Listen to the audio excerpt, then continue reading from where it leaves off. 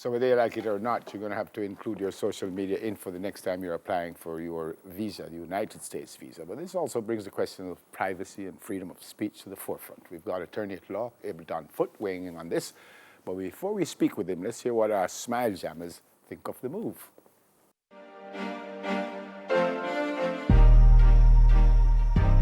The US have a requirement, and people need to just apply themselves to what they require. Because if I was the leader of the US, you'd have to follow rules and regulation. They are protecting their country. What we need to do as a country, Jamaica, to have rules for anybody visiting our country as well. Every entity has their requirements. If you have nothing that will deem a security risk or whatnot, then you don't have anything to worry about. If you have concerns, you don't have to apply for a visa. You can go to Canada, England. I don't say outlandish stuff like that, so I don't think it's a problem for me. But there are persons that I know for a fact will have problems when they're applying. Know what you're posting, even though they said that before and they still go against that. Now is the time, because if you want to go away, you have to be better at what you post. For a country that prides itself on being someone who is a big proponent of freedom of speech, it's kind of hypocritical. But I can't really say too much because I need to get my visa renewed. But yeah. It's said that it's a part of their new security measures. They want to know what people are thinking about their country, what people are saying about their country, not just in your current social media platforms, but even your previous ones. Personally, I think it's a little bit invasive, but I can also understand based on what's happening in the world with terrorism and that kind of thing. Hey, it's neither here nor there to me. I haven't been cussing out the US or anybody else on social media. Right? I haven't said anything bad about Donald Trump recently, so so no, I'm fine with it. I don't have a problem figure them still. I don't have a problem because I don't like to be involved in anything like that. Someone just give them willingly because I'm not all up with it. That's not fit you all on. But I just social media thing and I like to say banking in for and like that. That's good. I think what you're looking for is security. And having anyone entering into your country, you want to know at least a little about them. And many persons have the behavior of posting their everyday life, if I may, on the social media. So that's a way to look at persons and how they behave before entering into your country. I have no problem with that. Should I go to get my visa and they ask me, I have no problem. Me personally, I'm not hide. See it? So, I'm not against it still. The more I decide to check out the information, they must check it out. Nothing left for hide. The more know your everyday life, where up on a daily basis. Because the more times you have to sit down and do all kind of things, so the more I know that. That's what the main thing, the more I know. With me, I don't have no problem because I don't have nothing for hide. And music, me do so. Yeah, better for me to more promotion to that. Yeah, man, I don't have no problem with it. Unless you have something for hide, why, give them all them info there. Yeah, me clean, straight.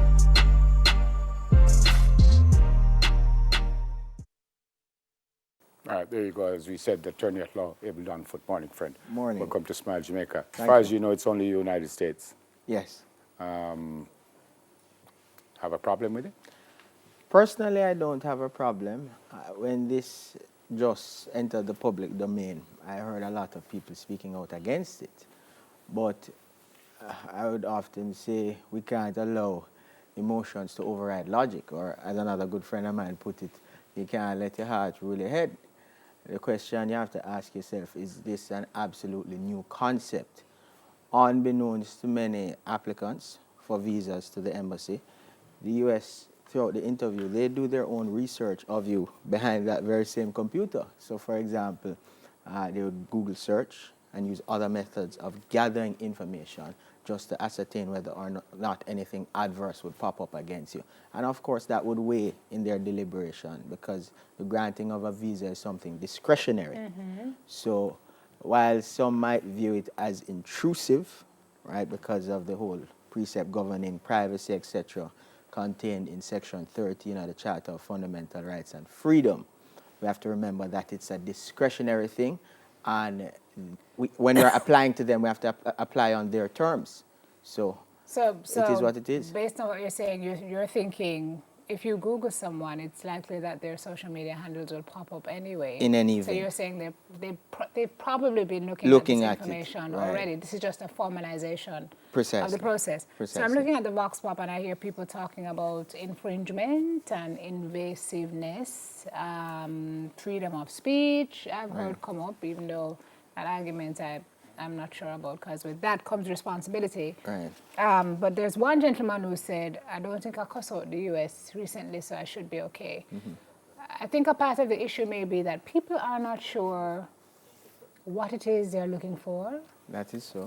What are they looking for? Who is making a judgment? On what basis will you be approved or denied? I think that's a part of the problem. So is this a security issue, or is it just a, we Blanket want to thing. know if Abel Don supports this administration, does not support. What does cussing Trump have to do with it? As I understand it, the rationale behind giving it is for terrorism. So they want to look to other to see the jurisdictions you travel to. If you go frequently to jurisdictions, where terrorism is prominent, and that is the main reason why they want it. I don't know per se if you go on your Twitter, for example, and say something that they don't necessarily agree with, that they would use that adversely against you. Well, piggybacking on Sim's question. So Right. if I write, I don't like Donald Trump, or And you write something. I hate Donald Trump, Yes. would that be enough for them to say, boy, we're not giving you a visa? I don't think so, because don't. that is not a unique statement to Jamaicans only. You have a lot of U.S. citizens, perhaps people in that very same embassy that don't necessarily agree with him on some of his policies, etc. But I don't think they would use that adversely. I think it more has to do with a national security issue, and that is the main reason why But what they're if requesting it. like we have students in Cuba? I mean, what if, somebody come and say, well, lived in Cuba for 4 years and I'm looking at a visa. What? The world is a small place, right? And Global village. it is a global village, and that is why a lot of persons were apprehensive about this concept when it just came out, because they're saying, boy, if them deny my visa, how am I going to get to go to visit my family, etc. The fact that you visit Cuba, for example, by itself, I don't think that is something necessarily adverse, because many U.S. citizens travel to Cuba all the time. So it really is Not a question. anymore. Yeah, well, they've stopped Or the sea. cruise, They've Yeah. stopped. But I think it's this new dispensation of the kind of things that people are held to book for under Right. this new Yeah. dispensation of the U.S. But- I mean, the public affairs officer of the U.S. Embassy, Jeremiah Knight, has said the U.S. don't have no time to be trolling through anybody's social media to be looking for petty, You have opinions, and You have they're looking thousands, for, if not millions, of persons Right. applying for visas. they're So looking for substantive information that can point them to To terrorism something. or something that they need to red flag. precisely. So I mean, But can you understand why that's hard for people to believe in? yeah. Okay. I can see. But remember, if you're in the dark or if you're ignorant to something, you really don't know what to look for, and what the public is really asking for really is just some more information. So speaking about information, this is why they want it. We're living in the information age. That is why you have statutes like the Access to Information Act, for example, which allows typical citizens to request of public officers, etc., documentation and information. So it is what it is. The world is I changing. started by asking if it was only the United States that did this, and you said, as far as you know. Could that be one of the issues? I must say, well, I want to the U.S. because I can't go Canada without this. I can't go Australia without this. You're going to have a first time for everything, and the dynamics of the playing field, it's shifting.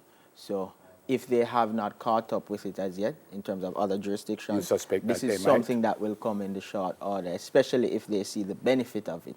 So the concept social media too. It's social. You shouldn't put anything out in the public space that you are fearful of that might come back and affect you adversely later, right? You should be able to stand by anything you post. Sim spoke or to put the out. Vox Pop, and I think the very first one, the gentleman said, well, we should be doing stuff like that too. As far as you know, we have anything that someone might say, well, we're Jamaica, as far as you know. When you type into the computer, just general searches, you're going to find good, you're going to find bad. It's ultimately your decision as to whether or not you want to abide by what you see there. But that something appears does not necessarily mean that it's true. You know, there is always a strict dichotomy between what appears and reality sometimes. What about the 5-year requirement?